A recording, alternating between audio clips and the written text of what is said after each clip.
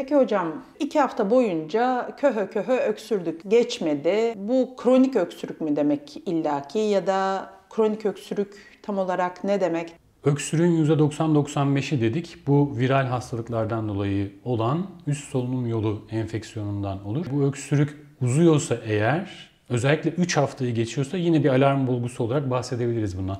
Yani herhangi bir kişi 3 haftadan uzun süre öksürüyorsa buna bir bakılması lazım. Evet, işte o zaman doktora gitmek lazım. Bir akciğer filmi çekilmesi gerekebilir.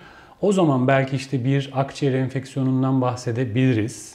Ya da öksürüğe neden olan başka hastalıklardan bahsedebiliriz. Sinüzit özellikle daha uzun süre öksürüğe neden olabilir. Bazen virüs hastalıklarından sonra bu solunum yollarındaki hasar hemen iyileşmez. Birkaç hafta, yani 3 hafta, 5 hafta, 6-8 haftaya kadar belki öksürüğe neden olabilir.